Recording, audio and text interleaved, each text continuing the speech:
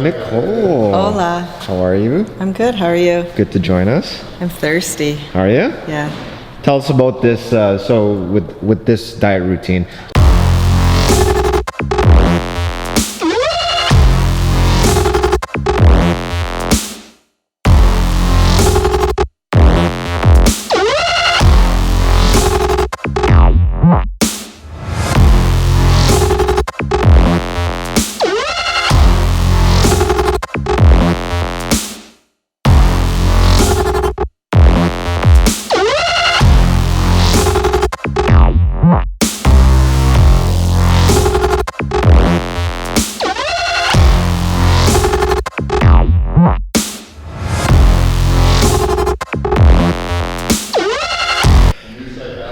Nicole. Hola. How are you? I'm good. How are you? Good to join us. I'm thirsty. Are you? Yeah.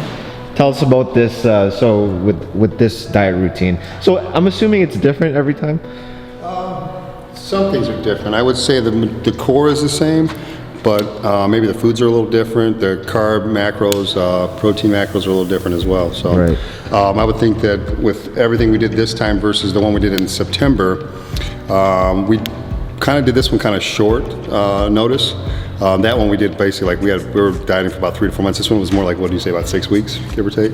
So we're probably not as chiseled, but we're close. So, Yeah. I learned a little bit of things just doing some self-taught, some reading and stuff like that for his carb intake and carb manipulation, water load. So we did change up a couple things. I think I look maybe a little less as impressive than I did in September, but I think Nicole looks better this time. So I think her body took to some of these new principles a little better than mine. But we both are probably in better shape than we were for our last photo shoot that we did back here with Dave. Maybe what was that, February? February, yeah, 2 months ago. About 2 months ago. So when we started this prep, we were only doing like a semi-prep. Like it was about 6 weeks ago, give or take. So. Okay. So now every 2 months you guys are doing a shoot. Yeah. Is it easier dieting now, or is it? Yeah, because we don't go as crazy. I mean, like tonight we'll probably have Boston pizza or something like that. Yeah, exactly. Because we've been pretty hardcore on the dieting, and then like today it's just been sips of water and minimal carbs and some protein. So it's like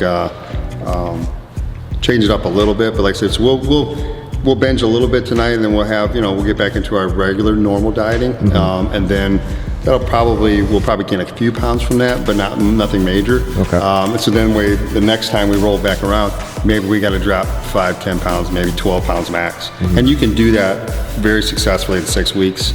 6 to 8 weeks. Given cardio and like I said, whatnot. So, do you have any tips? So let's just say someone wants to do a shoot.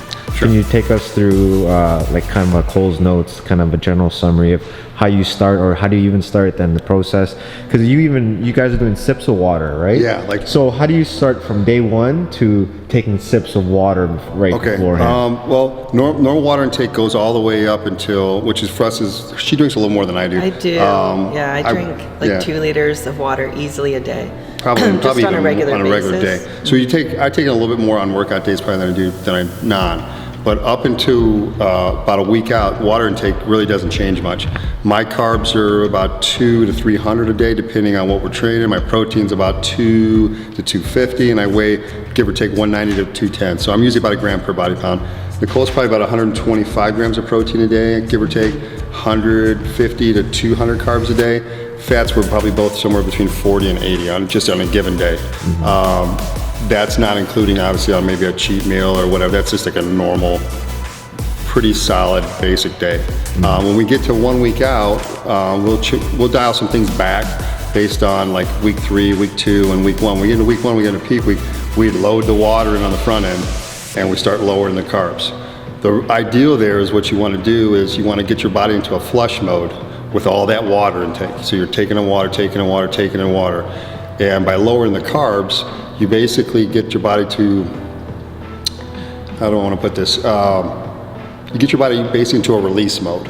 And when it's releasing, what we do is then we cut the water about a day to a day and a half beforehand. And when I say cut the water, we go from like 2 gallons. Like we were doing 2 gallons a day, which for all you liters people, that's about almost 8 liters, give or take, just under 8 liters a day.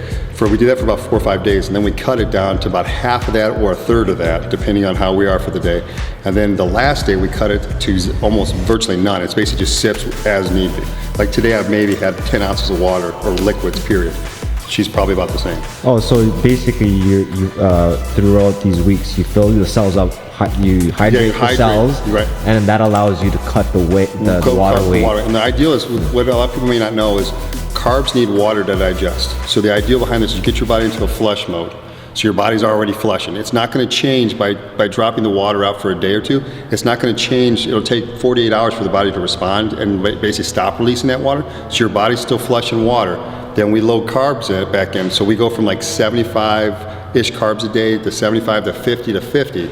Then we load carbs back in. Like I think I maybe had 400 or 500 carbs in the last, between today, this morning and last night, or yesterday I should say. She had about maybe 300, give or take, okay? Gotcha. Reason being, those carbs now are looking for water to digest. Well, guess what we're not drinking? Water. So where's that water gonna come from? The body. So it just tightens everything up.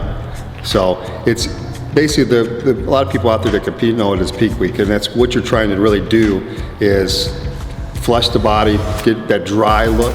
It only lasts for usually a day or two. Sometimes you look better the day after. Like we were talking on our shoot and we ate at Five Guys. Yeah. I'm like, the next shoot, the reason I scheduled those 2 shoots is some people actually look better the day after that. It's all perception. It's all and that might very well be I think too. it's because you think you're gonna look worse. Bad. So then you wake up and you're like, oh dang, I look pretty good. Yeah. You probably maybe don't look better than you did, but you're expecting to look like a It's efficiency too. You have 2 different sets of pictures. Yeah, that was true too. So I mean, my biggest thing though, that's what the idea behind that is. You're basically loading water in to get that flush or release mode. And then after you release that, basically or get into that release mode, then we throw the carbs in, which then by dropping the water out of the system, basically that water has to come from somewhere, so it comes even more from the system. So basically get that dry look.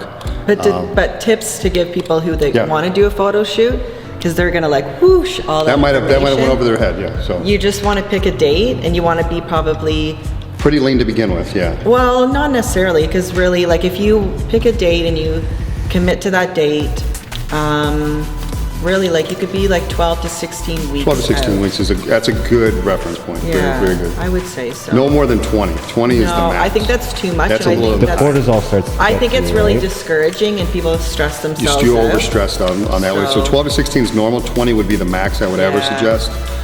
Some people that do these like even more than that, I think that's usually whenever they have issues and they get into like a little bit of depression. And you want to love it too, like look forward to it. Because I think a lot of people... It's hard. There's the last few weeks, like this week has been really hard. Like when you're eating 50 carbs and you still got to go do a glycogen depletion workout, it's hard. And a lot of people I don't know if you know what that means. Basically, you're just doing like a full body workout, but it's a lot of reps and you don't have a lot of carbs in you. Your energy levels are... And your mental, capacity and your mood, all that is affected by it, believe it or not. So... but that's the ideal. Drink a bunch of water. I'll rephrase it, but keep it simple. Drink a bunch of water, eat a little bit of carbs. Then we flip it. Eat a bunch of carbs, virtually drink no water. And that's how you basically will shred up the body. Now granted, this only works if you're relatively lean to begin with, but it will lean you out more than you would have been without that trick, so to speak. So. Okay. So what are we doing today? Want to talk? No, I feel like you are clearly the talker in this relationship. Okay. What are you doing today? We're doing shoulders and we're doing triceps. I have to apologize because I have been dealing with a really bad tennis elbow for, what do you say? A couple weeks now. A couple weeks now, at least. So I'm going to try and keep up. The issue is that, so this is, don't ever do an ego lift, because the reason why I'm battling tennis elbow is I tried to keep up with the boys.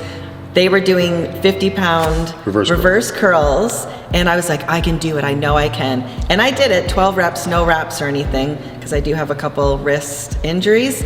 Oh my gosh, I'm hurting. So she ended up straining her really bad. Right. It's actually like really inflamed. You can see it, and then it's on fire. So I'm gonna try and keep She's up. going to try to keep up as to date. best I We've been can. using just Tylenol, Advil, and then she likes Tiger Balm, and I do too. Sometimes that'll like loosen it up, heat it up, kind of smells better than, you know, Icy Hot and some of the other ones, but it does do a good job. It gives you space in the gym. Gives you space in the gym. Yeah. Nobody wants to be around Yeah, you you do smell minty though. I kind of like it. It kind of opens up your nasal passages, I think. So, but yeah, we're gonna do shoulder.